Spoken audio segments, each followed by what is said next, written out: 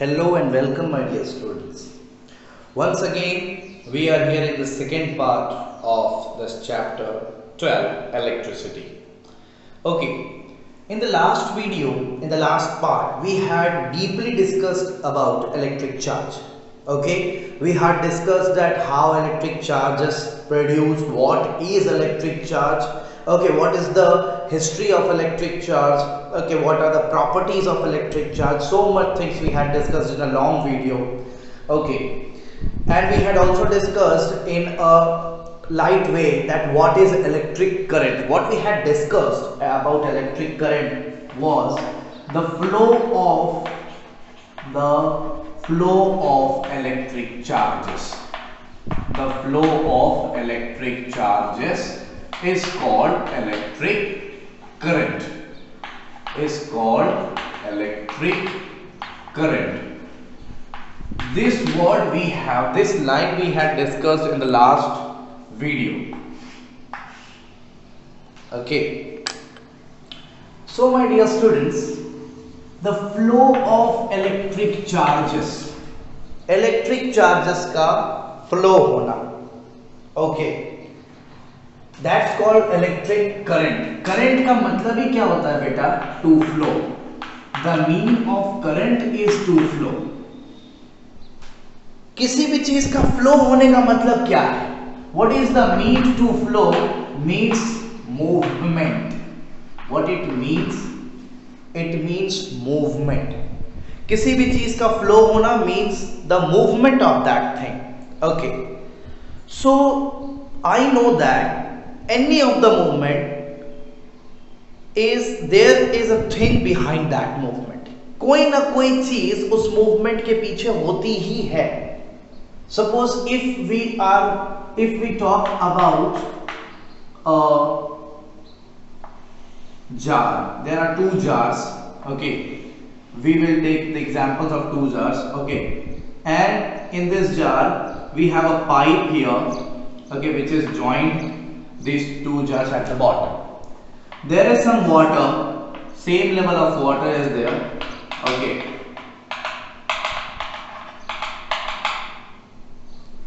two jars are filled with water and a pipe is there between them.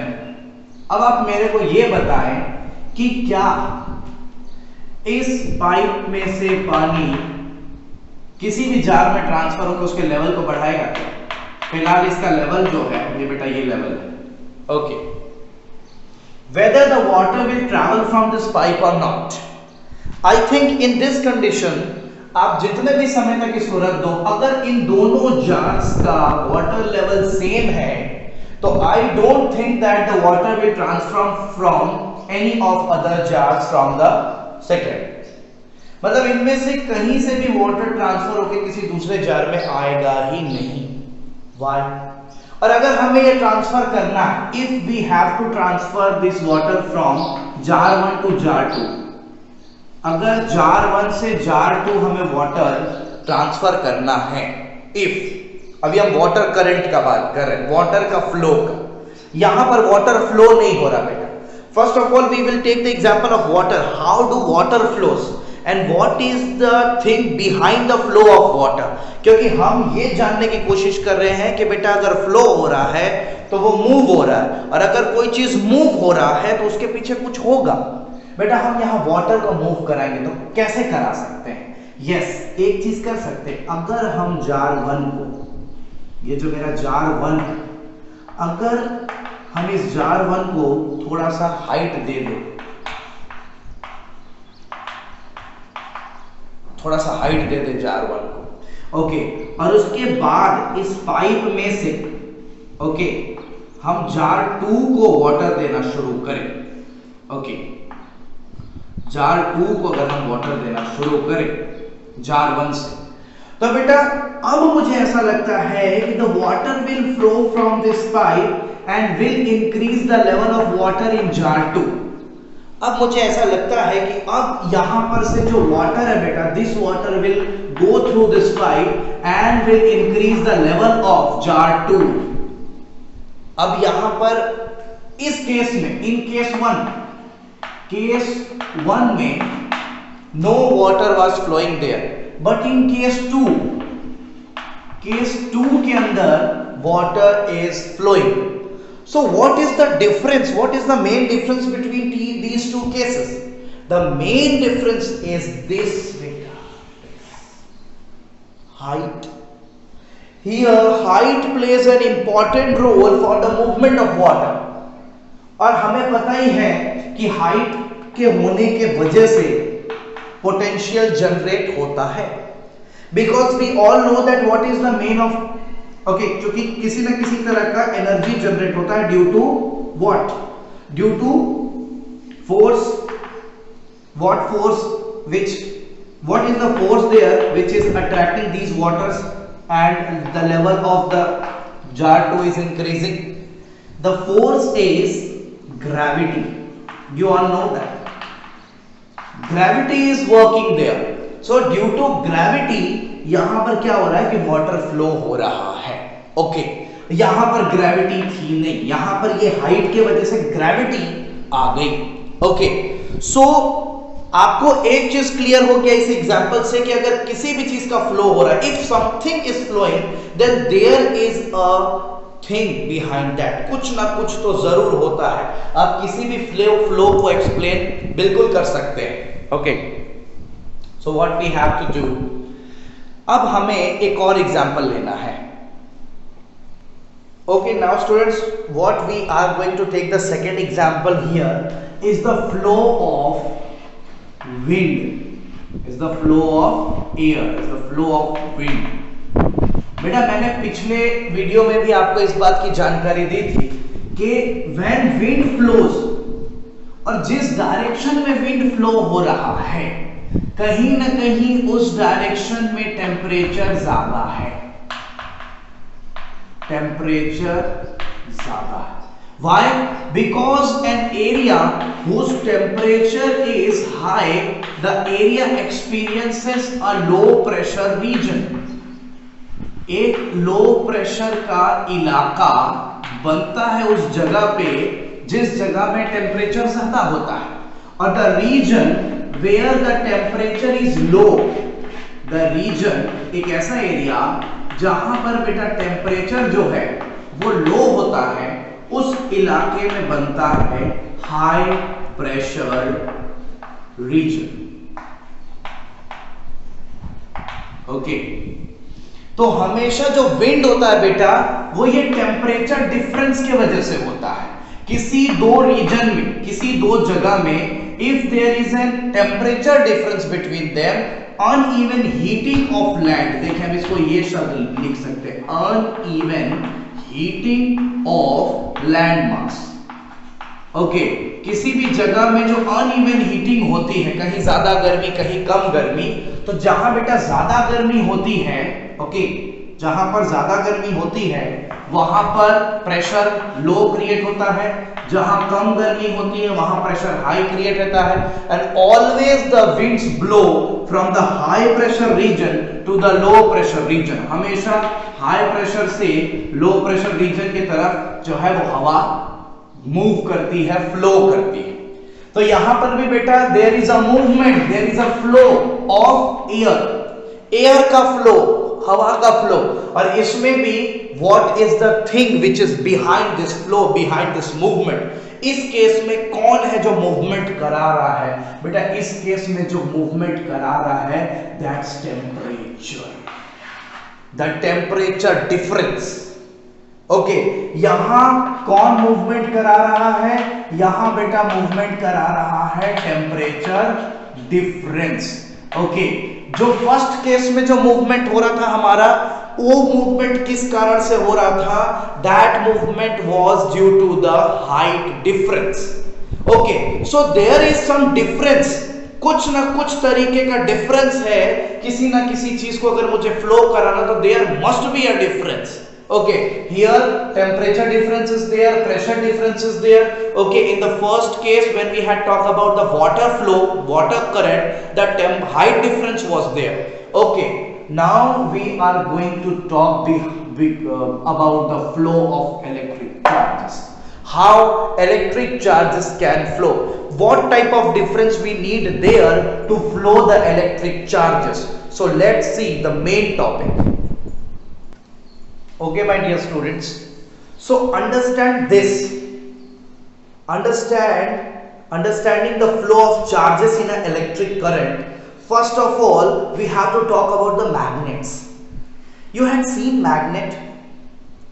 एक magnet आपने देखा होगा, आप कहीं पर उस मैग्नेट को रख दो, फिर उस मैग्नेट के आसपास का कुछ इलाका, उस मैग्नेट के आसपास का जो इलाका होता है, एक पर्टिकुलर रीजन, उस इलाके में अगर कोई मैग्नेटिक मटेरियल आ जाए, कोई आयरन आ जाए, निकल आ जाए, कोबाल्ट आ जाए, या कोई दूसरे मैग्नेट का अनलाइक पोल, मींस अगर नॉर्थ पोल है तो नॉर्थ पोल के सामने में अगर साउथ पोल उस रीजन में एंटर कर जाए, जिस रीजन में उसका अपना अट्रैक्शन चलता हो, तो उस रीजन में आते के साथ वो क्या कर लेता है, उसको खींच लेता है, इट अट्रैक्ट्स।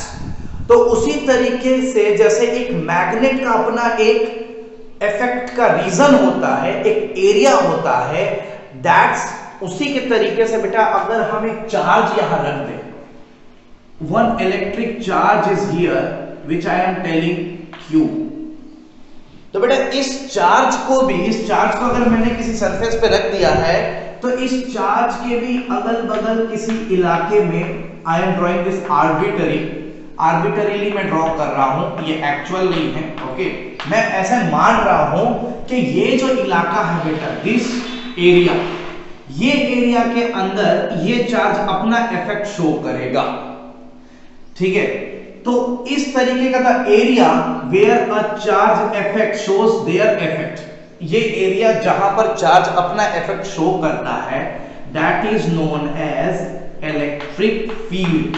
इसे हम क्या बोलते हैं स्टूडेंट्स, इलेक्ट्रिक फील्ड। और वहीं पर इसी तरह का एरिया जो मैग्नेट का होता है, जो मैग्नेट अपना इफेक्ट उस पर्टिकुलर एरिया में शो करता है, that area is known as electric field.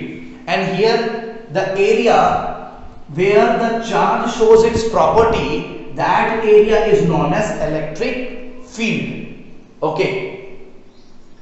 बेटा कोई भी चार्ज का इलेक्ट्रिक फील्ड होता है, सपोज, ओके। सो अब मैं आपको बताने वाला हूं कि सपोज यहां पर एक दूरी है, यहां पर एक चार्ज है which is of 1 coulomb, okay. एक चार्ज है बहुत दूर पे, मैं बोलता हूं इंफिनिटी पे यह चार्ज रखा हुआ, 1 coulomb of charges there, okay. So मैंने आपको बताया है कि यहां पर ये चार्ज है, वहां पर वो चार्ज है, ओके। ये दोनों में से कोई भी चार्ज मूव तो करेगा नहीं, लेकिन मैंने आपको बताया था कि मूवमेंट का पीछे कोई ना कोई कारण तो होता है, there is something behind the movement, कोई ना कोई फोर्स होता है बेटा, ओके। सो यहां पर अगर आपको इस चार्ज को किसी इलेक्ट्रिक फील्ड के किसी, जैसे ये इलेक्ट्रिक फील्ड है बेटा, यहां पर किसी पॉइंट P तक लेके आना हो, सपोज मैं इस P पॉइंट के बारे में बात कर रहा हूं, यहां इस P पॉइंट तक लाना है, ओके। सपोज इस पॉइंट तक हमें इस चार्ज को ट्रैवल करा के लाना हो, सो बेटा हमें किसी भी चीज को ट्रैवल कराना होता है तो हमें कोई वर्क डन करना पड़ता है, without work done there is no distance travelled, 9th में पढ़ा हुआ है, okay। So we have to do a work done while moving this 1 coulomb of charge from infinity to a point here which I had said P, okay।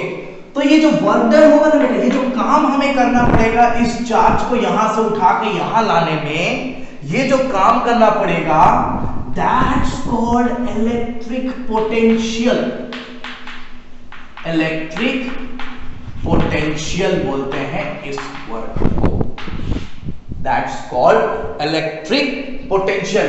और यही वो कारण है my dear students जिसके वजह से इलेक्ट्रिक चार्जेस फ्लो होते हैं, this is the main reason behind that. जैसे वाटर के करंट के फ्लो होने में हाइट था, जैसे मैंने देखा था एयर के फ्लो होने में अनइवन हीटिंग थी, दैट्स लाइक अगर आपका चार्ज किसी जगह से किसी पर्टिकुलर पॉइंट तक फ्लो हो रहा है तो there behind electric potential. And what is electric potential? It is nothing but the work done to move a unit charge from infinity to a point P, okay. एक point P तक आपको इस charge को लाने में जो काम लगा, जो वर्क डन करना पड़ा students, that work done is known as electric potential. So how we are going to define this term? How we are going to define this term? So electric potential is defined as electric potential is defined as the amount of work done in moving a unit positive charge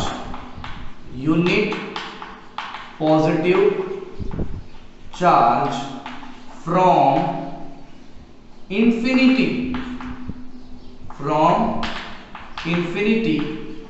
to that point.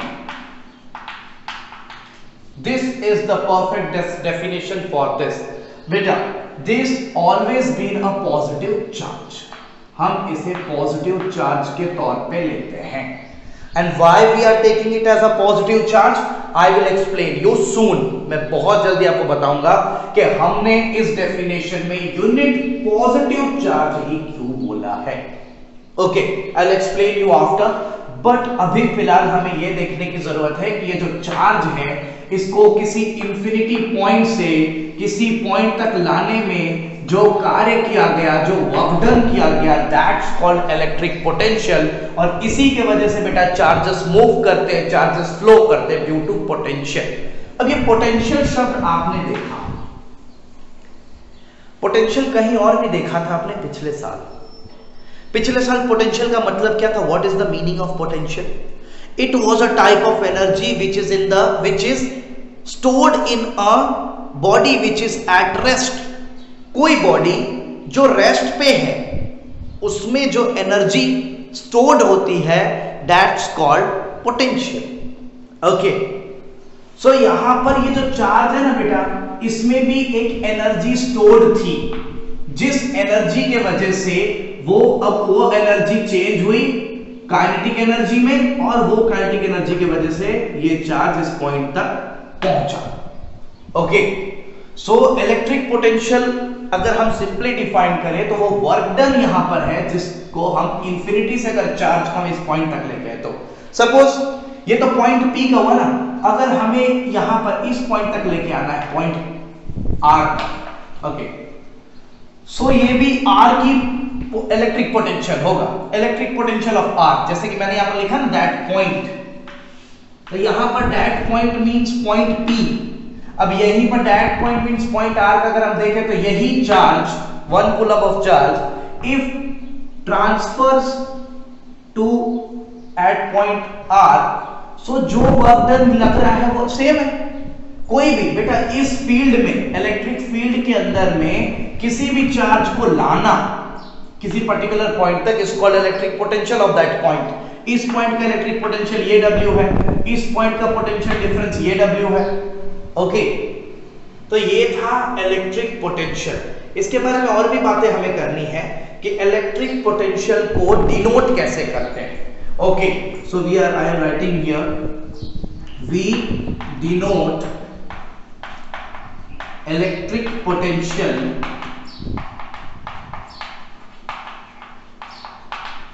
as capital V. Okay, capital V से हम इसे denote करते हैं, लेकिन हमें सबसे पहले इसका मैथमेटिकल रिप्रेजेंटेशन देखना होगा बेटा. What is its mathematical representation? Mathematical representation of mathematical representation, हम इसको मैथमेटिक्स में कैसे रिप्रेजेंट करेंगे? Okay, so electric potential is equal to work done to move 1 coulomb of charge. Okay, work done to move 1 coulomb of charge, work done per coulomb. Okay, so इसका SI unit क्या होगा बेटा? What is its SI unit? अगर हम इस तरीके से इसको मैथमेटिकली डिनोट कर सकते हैं कि electric potential is the amount of work done in moving 1 coulomb of charge means work done per coulomb of charge. तो हम इसको कैसे डिनोट कर सकते हैं, W by Q को, चार्ज मींस Q। बेटा what is the unit of work, it's joule, and what is the unit of Q means charge, it's coulomb. तो बेटा जो हमारा SI यूनिट हो रहा है दैट्स जूल पर coulomb, this is the SI unit, joule per coulomb, and joule per coulomb can be written as volt, V-O-L-T। joule per coulomb को बेटा 1 joule per coulomb is written as 1 volt, 1 joule per coulomb is written as 1 volt। हम 1 volt लिख सकते हैं। अब क्यों 1 volt लिखते हैं, बिकॉज इलेक्ट्रिक पोटेंशियल के बारे में पहली बार जानकारी देने वाले साइंटिस्ट का नाम, the name of the scientist which had given us the information of electric potential is Alessandro Volta। Alessandro Volta was an Italian physicist। वो इटली के रहने वाले थे एलेसैंड्रो वोल्टा, और उन्होंने सबसे पहले हमें इसके बारे में जानकारी दी थी। दैट्स व्हाई इलेक्ट्रिक पोटेंशियल का जो यूनिट है SI यूनिट उनके नाम पे रखा गया है वोल्ट, व्हिच मींस जूल पर coulomb. Okay, so this was the thing about electric potential. So let's start next. So my students, the things which we had learned so far is written in the board. First of all, we had learned about electric potential. A quick recap is there. It is defined as the amount of work done in moving a unit positive charge from infinity to that point an electric field। आपने वो देखा, मैंने जिस तरीके से आपको बताया कि किस तरीके से इलेक्ट्रिक फील्ड होती है, और उस इलेक्ट्रिक फील्ड के अंदर उस इलेक्ट्रिक फील्ड के अंदर अगर किसी पॉइंट पे मेरे को किसी दूरी से इंफिनिटी से किसी चार्ज को लेके आना हो, चार्ज को फ्लो करवाना हो, उस पे मूवमेंट लाना हो, तो उसके लिए उसके ऊपर कोई काम करना पड़ता है, और उसी काम को, उसी वर्क को हम इलेक्ट्रिक पोटेंशियल बोलते हैं। मैंने आपको बताया था कि कोई भी चीज ऐसे मूव नहीं होती, उसके पीछे कोई बहुत महत्वपूर्ण चीज होती है। दैट इज वेरी इंपॉर्टेंट चीज behind, very important thing is behind any movement, and the important thing behind the flow of electric charges is electric potential. It is the work done to move charge from infinity to the point in an electric field। Okay, now how we denote this quantity? All we know that it is a scalar physical quantity, means electric potential का किसी particular direction से कोई लेना देना नहीं है। There is no direction in this physical quantity, only magnitude is there, so we can say that it is a scalar physical quantity and it is denoted by capital V। Okay, what is the mathematical representation of this quantity? So इसी के definition के ऊपर से ये आता है, means कि the electric potential is defined as the work done per unit charge, the work done to move it from infinity to that point 1 per unit charge। एक यूनिट पॉजिटिव चार्ज को infinity से यहां तक लाने, किसी point तक लाने का जो वर्क डन है, that's called electric potential.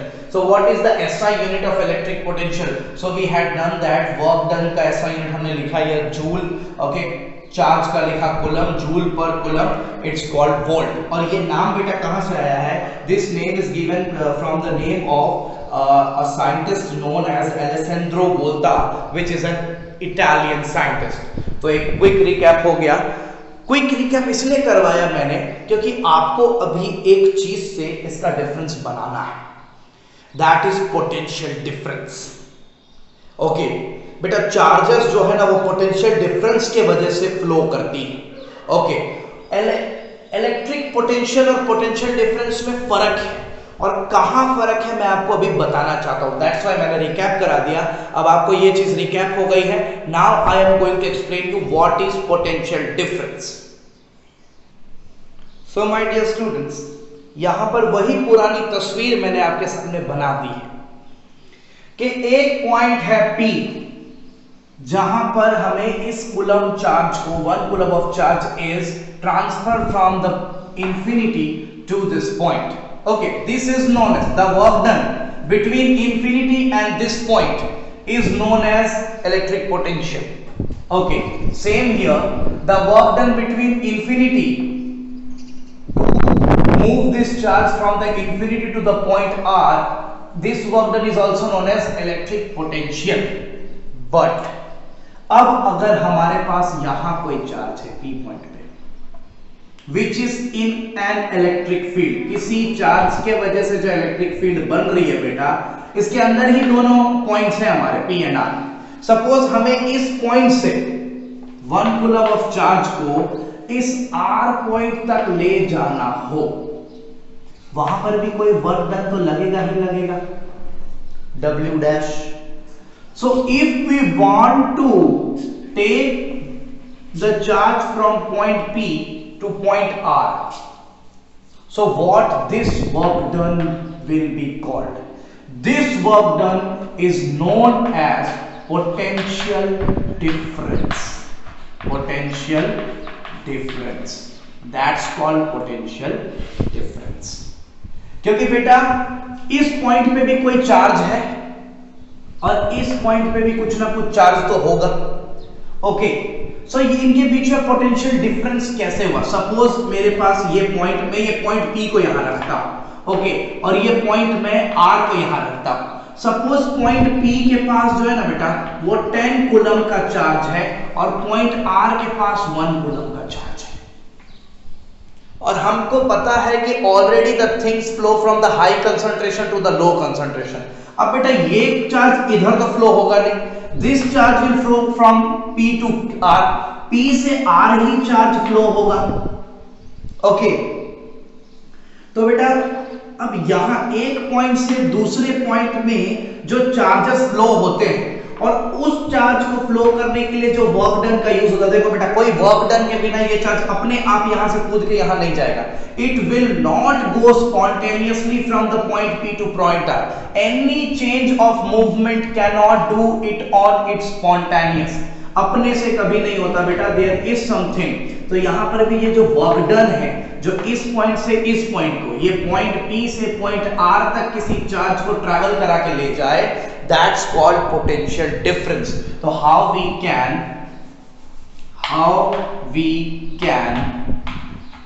define it? So potential difference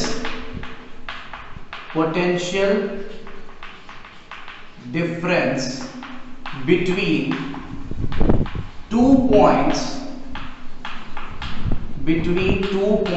in an electric field, between 2 points in an electric field, एक इलेक्ट्रिक फील्ड के अंदर में किसी दो पॉइंट के बीच में जो पोटेंशियल डिफरेंस हम उसको कैसे डिफाइन कर सकते हैं, मैंने बताया अभी. Potential difference between 2 points in an electric field is defined as the work done, is defined as the amount of work done in moving a unit positive charge from one point to another. एक point से दूसरे point तक charge को move करा के ले जाने में जो कार्य लगता है, जो वर्क डन लगती है, जो एनर्जी लगती है, that is known as potential difference. Okay, इसको हम पोटेंशियल डिफरेंस बोलते हैं. तो बिल्कुल क्लियर रखिए what is electric potential. So it is the work done in moving units positive charge from infinity to a point. Okay, and if we are transferring a charge from a point to another point, that is known as potential difference. And whenever we are going to transfer a charge from infinity to a point, that's called electric potential. Okay, both is denoted with the same. The potential difference is always denoted with positive V. Okay, and the SI unit, a mathematical representation will always say, mathematical representation of electric potential will be equal to V is equal to W by Q, work done by total charge q, w by q. Okay, so the SI unit is also same between them, potential difference and electric potential. The SI unit is also same. The SI unit of potential difference is also volt, volt is also volt.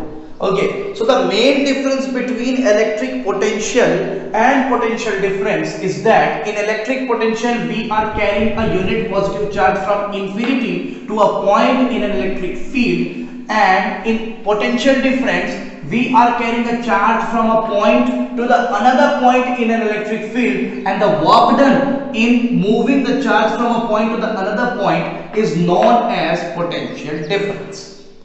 Okay, so this was potential difference. Now अब हम volt को define करेंगे कि volt का मतलब क्या होता है. What do you mean by volt? So let's start. So my dear students, what is 1 volt? 1 volt का मतलब क्या है? How can we define it? हमें यूनिट्स को भी डिफाइन करना पड़ेगा. Okay, suppose charge is here q1 and here is a point p. Okay, अगर हमें इस चार्ज को यहां से उठा के इस पॉइंट p तक ले जाना है, और ये चार्ज जो है बेटा it is of only 1 coulomb, unit charge है, यूनिट पॉजिटिव चार्ज, और इसे हमें इस पॉइंट से इस पॉइंट तक ले जाना तो कुछ ना कुछ वर्क डन तो लगेगा. लेकिन अगर वो वर्क डन सिर्फ 1 जूल का लग रहा है, means if 1 joule of work done is there to move 1 coulomb of charge from a point to another, that's called कि 1 वोल्ट का पोटेंशियल डिफरेंस है यहां पर इन दोनों पॉइंट्स के बीच में. There is the difference of the potential difference between these 2 points 1 and 2. This is 1 point, this is 2 point. ये दोनों पॉइंट के बीच में जो पोटेंशियल डिफरेंस है इज ऑफ 1 वोल्ट, क्योंकि इस डिस्टेंस को कवर करने के लिए सिर्फ और सिर्फ 1 जूल की एनर्जी का जरूरत है. सपोज कि हम किसी दूसरे पॉइंट आर पे 1 कूलम का चार्ज ले जाना चाहते हैं ऐसे, और बेटा यहां पर जो वर्क डन लग रहा है वो लग रहा है 2 जूल का, और चार्ज इज 1 कूलम. चार्ज क्या है? 1 coulomb he. If charge is 1 coulomb और अगर वर्क डन लग रहा है 2 जूल का, तो फिर ये पॉइंट 1 और पॉइंट 2 के बीच में जो पोटेंशियल डिफरेंस है, मतलब इस पॉइंट का जो इलेक्ट्रिक पोटेंशियल है और इस पॉइंट का जो इलेक्ट्रिक पोटेंशियल है, उन दोनों के बीच में 2 वोल्ट का डिफरेंस है. Okay, so this how we can define 1 volt. कैसे define करेंगे? Okay, we can define it as 1 volt can be defined as if 1 joule of work is done in moving 1 coulomb of charge from one point to another. एक point से दूसरे point तक एक charge को flow कराने के लिए, अगर वो चार्ज यूनिट चार्ज है, 1 कूलम का चार्ज है, और उस फ्लो को चार्ज कराने के लिए हमें 1 कूलम का ही फोर्स वर्क का एनर्जी का जरूरत पड़ रहा है, then it's known as 1 volt of potential difference. Okay, so this is how we can define a potential difference also. So as we know that potential difference is also a physical quantity,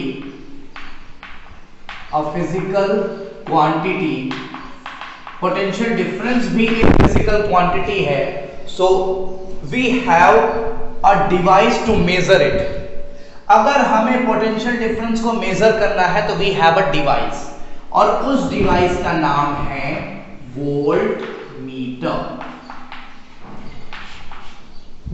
हमारे पास volt meter होता है। Okay, सो इस device का नाम है volt meter. ये दिखता कैसा है? इस तरीके से ये दिखता है। ओके, इसके बारे में और चर्चा करेंगे जब हम कंपोनेंट्स के बारे में पढ़ेंगे। तो अभी वोल्ट मीटर के बारे में और भी चर्चा करना है। जस्ट मैंने आपको बता दिया कि चूंकि potential difference is a physical quantity, there is a device named volt meter which used to measure the potential difference between any two point. कि what is the potential difference is there, is it 1 volt और is it 2 volt. Okay, तो 1 volt और 2 volt का मतलब ही ये है कि unit charge को एक पॉइंट से दूसरे पॉइंट में ले जाने के लिए हमें कितने जूल का वर्क डन करना पड़ रहा है। अगर 1 जूल का वर्क डन करना पड़ रहा है 1 यूनिट चार्ज को ले जाने के लिए, देन इट्स 1 वोल्ट डिफरेंस। अगर 2 जूल का वर्क डन करना पड़ रहा है, इट्स 2 वोल्ट डिफरेंस। अगर 3 जूल का वर्क डन करना पड़ रहा है 1 यूनिट का चार्ज को एक पॉइंट से दूसरे पॉइंट में ले जाने के लिए, then it's 3 volt of potential difference between that point. That's clear.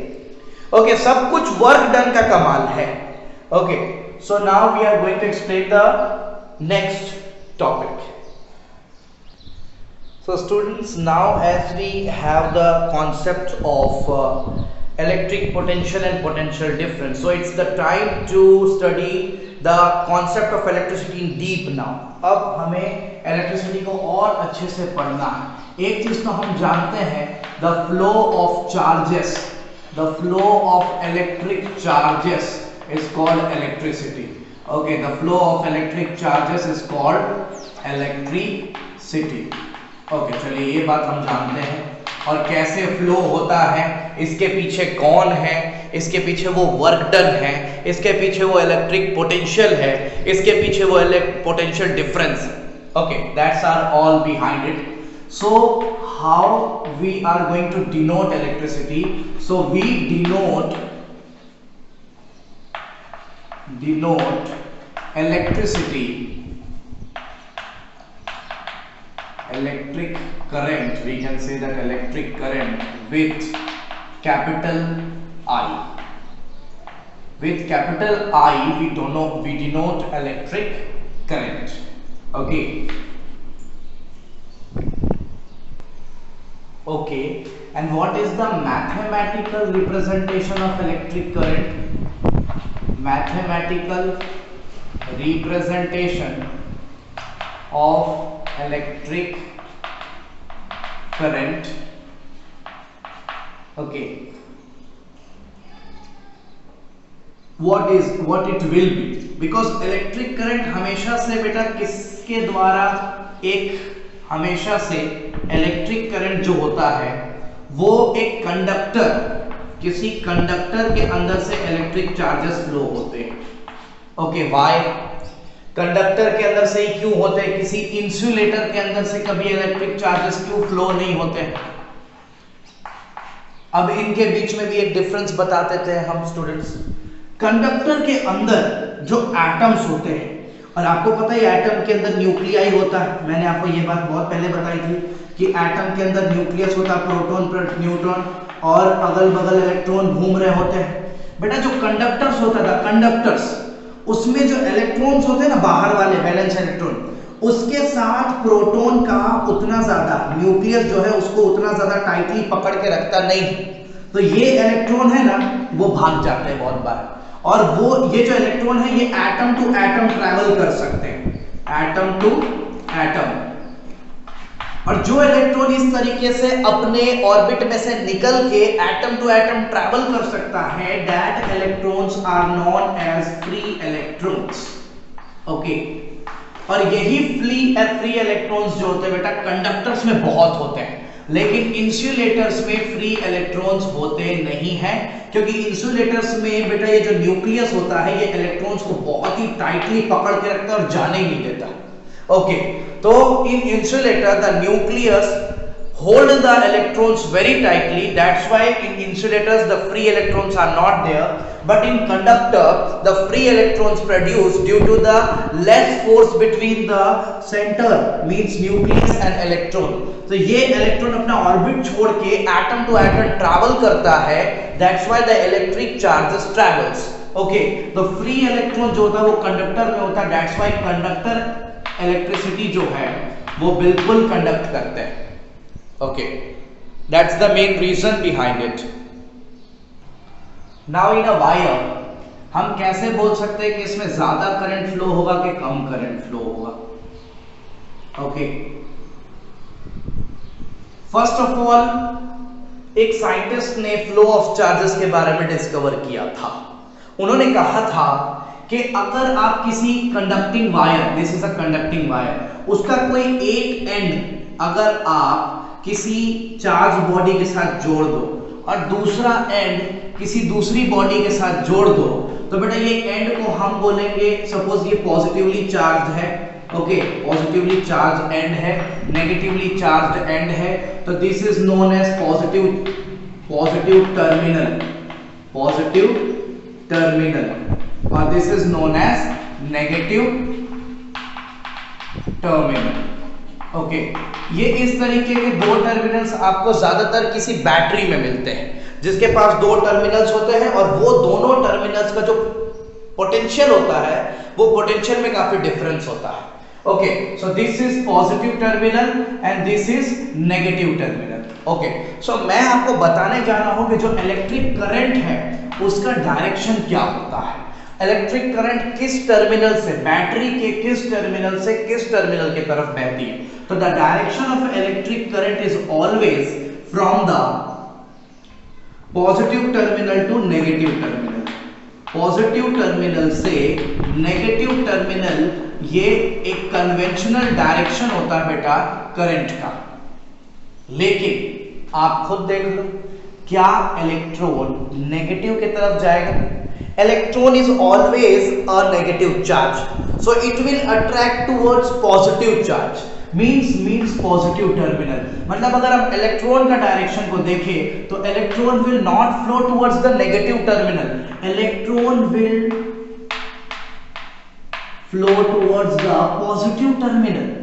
बेटा इलेक्ट्रॉन्स जो है वो नेगेटिव टर्मिनल से पॉजिटिव टर्मिनल की तरफ आएंगे, मींस जो ये इलेक्ट्रॉन्स जो घूमते हैं, जो फ्री इलेक्ट्रॉन जिनके वजह से इलेक्ट्रिसिटी है, okay, the direction of the movement of electrons, the direction of the movement of electrons is from negative terminal to positive terminal. अब ये कैसे? सर इलेक्ट्रॉन जो है वो नेगेटिव टर्मिनल से पॉजिटिव टर्मिनल घूम रहा है, लेकिन हम इलेक्ट्रिक करंट का डायरेक्शन को पॉजिटिव से नेगेटिव बता रहे हैं. Yes dear, because the direction of electric current is always taken as opposite to the direction of electrons. खास ध्यान रखिए, मेरे साथ बोलिए, the direction of electric current is opposite to the direction of the movement of electrons in a conductor. एक conductor के अंदर free electrons का डायरेक्शन, जिस डायरेक्शन जो डायरेक्शन होता है उसके ऑपोजिट डायरेक्शन में इलेक्ट्रिक करंट जो है बेटा वो दिख रहा होता है. अब ऐसा क्यों होता है? बिकॉज ये हो सकता था कि जिस तरफ इलेक्ट्रॉन घूम रहे हैं उसी तरफ इलेक्ट्रिक करंट का डायरेक्शन दे देना चाहिए, बट ऐसा नहीं है स्टूडेंट्स. व्हाई? बिकॉज जब इलेक्ट्रिसिटी का डिस्कवरी हुआ था तब इलेक्ट्रॉन्स की डिस्कवरी नहीं हुई थी. Till that time the electrons was not discovered. Okay, तो इलेक्ट्रॉन्स की डिस्कवरी नहीं होने के कारण से ऐसा हुआ था. तो उस समय जब इलेक्ट्रॉन्स नहीं थे तो हम लोग सिर्फ पॉजिटिव चार्ज के बारे में ही जानते थे, नेगेटिव चार्ज के बारे में नहीं जानते थे. ओके, तो पॉजिटिव चार्जेस जिस डायरेक्शन से जिस डायरेक्शन की तरफ जाते थे, हम पॉजिटिव चार्जेस के मूवमेंट के डायरेक्शन को ही इलेक्ट्रिक करंट के मूवमेंट का डायरेक्शन समझते थे. और उसके बाद से इसको बिल्कुल सुधारा नहीं गया, ये जैसा था वैसा ही रहा. इसलिए अगर हम कन्वेंशनल डायरेक्शन का बात करें, जो पहले से जो तय किया हुआ है, वो बेटा पॉजिटिव चार्जेस के मूवमेंट का डायरेक्शन को इलेक्ट्रिक करंट का डायरेक्शन माना जाता है.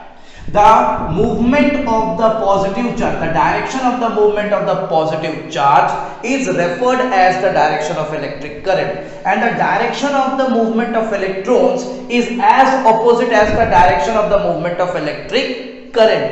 बेटा यही कारण है कि मैंने इलेक्ट्रिक पोटेंशियल पढ़ाते समय यूनिट पॉजिटिव चार्ज ये डेफिनेशन में लिखा था, मैंने यूनिट नेगेटिव चार्ज नहीं लिखा था।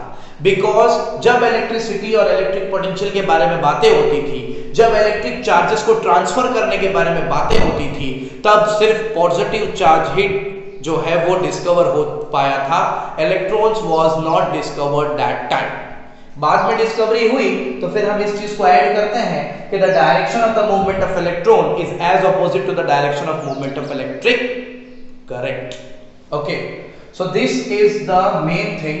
अब हम क्या करेंगे बेटा, अब मैं आपको दूसरा बात बताता हूं। ये तो हो गई टर्मिनल्स की बात। ये टर्मिनल्स के बीच में जितना डिफरेंस होगा, ये पोटेंशियल डिफरेंस जितना होगा, बैटरी जितना ज्यादा वोल्ट की होगी बेटा, उतना ज्यादा करंट फ्लो होना, that's clear.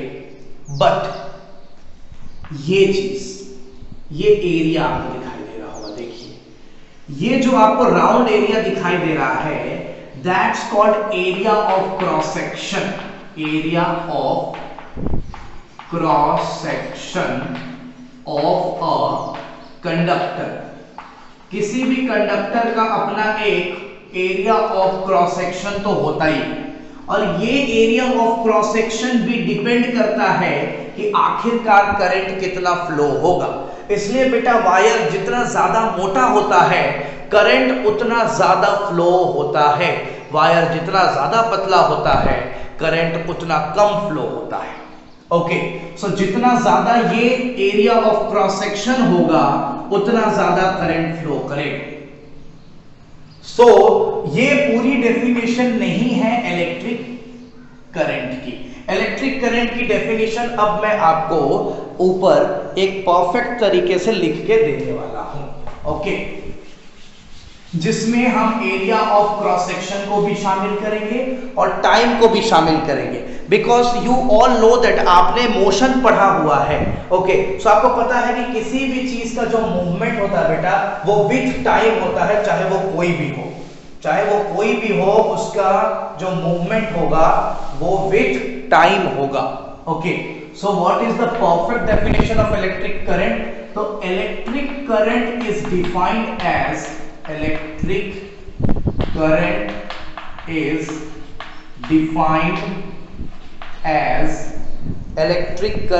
defined as the flow of electric charges, the flow of electric charges through a conductor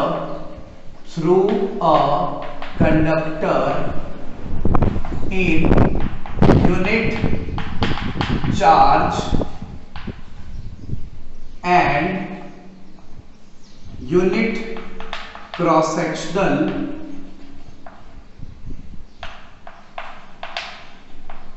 area. This is called the perfect definition for an electric current. हमें दोनों factors को लेकर के चलना है। Electric charges अगर flow हो रहे हैं तो बेटा समय के साथ फ्लो हो रहे हैं, तो टाइम इज वेरी इंपॉर्टेंट कि कितने समय तक फ्लो हो रहे हैं। Second, this area of cross section is also plays a role, it is also a factor of charges flowing. Okay, so अब इस बेसिस के ऊपर हम मैथमेटिकल रिप्रेजेंटेशन देंगे इलेक्ट्रिक करंट का। So my dear students, the mathematical representation of an electric current, as we know that electric current is denoted as capital I, and what is electric current? Is the flow of charges per unit time. In unit charge, unit time, unit time. The flow of charges per unit time per unit cross-sectional area. Flow of charges per unit time. This will be the mathematical representation of electric current. Okay, so what will be the SI unit? As electric current is also a physical, scalar physical quantity, so what is it here? Electric current is, we know that flow of charges per unit time means coulomb per second, or coulomb per second is known as ampere, 1 ampere. बेटा ये भी एक scientist के ऊपर नाम रखा गया है, एंड्री क्यूरी एम्पियर, ये पूरा नाम है इनका। उसके ऊपर से इनका नाम रखा गया है 1 coulomb per second is known as 1 ampere. Okay, अब 1 एम्पियर को हम कैसे डिफाइन कर सकते हैं? How we define 1 ampere of current?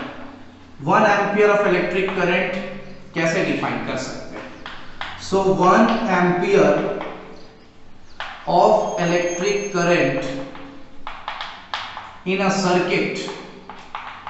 in a circuit is defined as the flow of 1 coulomb of charge in 1 second of time।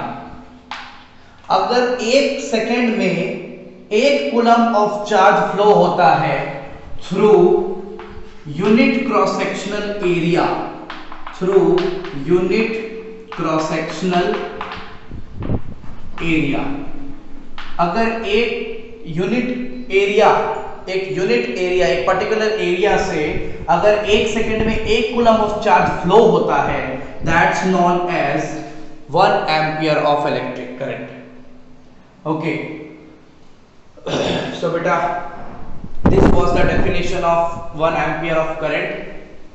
okay, और अभी मुझे एक पॉइंट और लिखना है कि electric current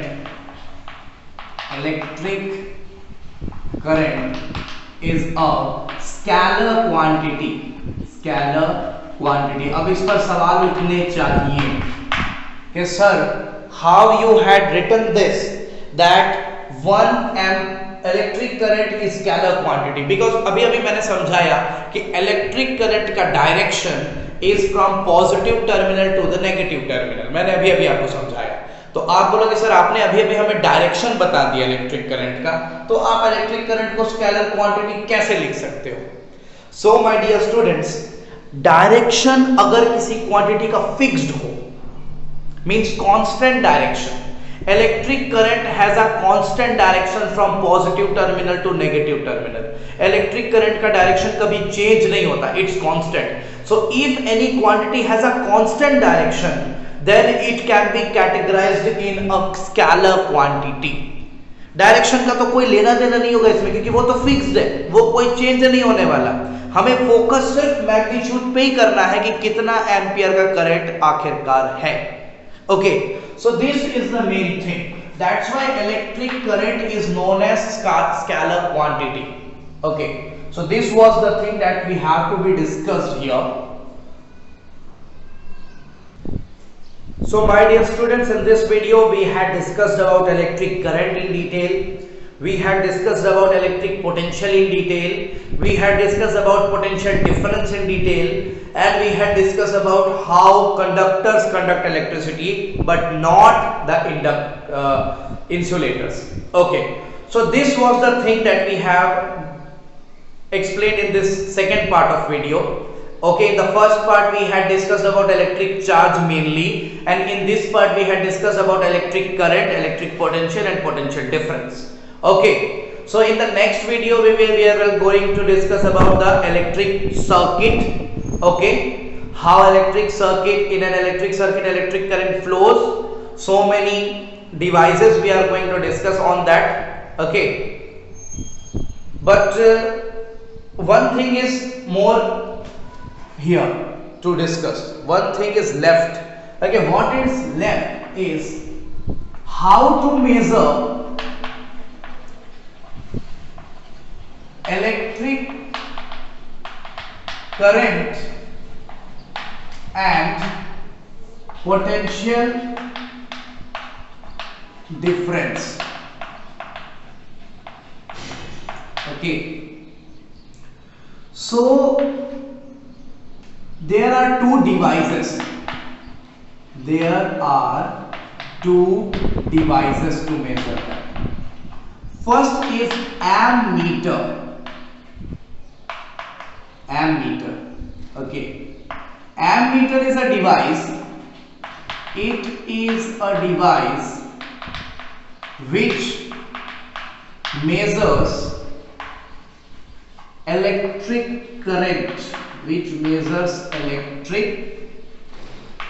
current, And the second device which we are going to see, it's voltmeter. So, okay, it is a device which measures electric potential difference between two points. किसी दो पॉइंट के बीच में electric difference को पता करना के लिए, potential difference को पता करने के लिए ये दोनों, ammeter is used to measure electric current and voltmeter is used to measure electric potential difference. Okay, ammeter को रिप्रेजेंट कैसे किया जाता है, रिप्रेजेंटेशन देख लेते हैं दोनों का एक बार. Representation we will see. Okay, so ammeter is represent as this, a sphere, a circle in which we can write capital A. So that is ammeter, which we can denote in writing in a book, and we can denote voltmeter as this. So this is an ammeter and this is a voltmeter. Okay, इन दोनों के बारे में काफी बड़ी चर्चा करनी है. We have to discuss about ammeter and voltmeter also in detail after explaining the electric circuit in the part 3. So part 3 will be more interesting. Okay, so तब तक के लिए thank you so much. इन चीजों के बारे में अभी और डिटेल में जानने की जरूरत अभी बाकी है हमें. So thank you so much. Mask पहने. Okay, use mask and unite in the fight of corona. Thank you so much.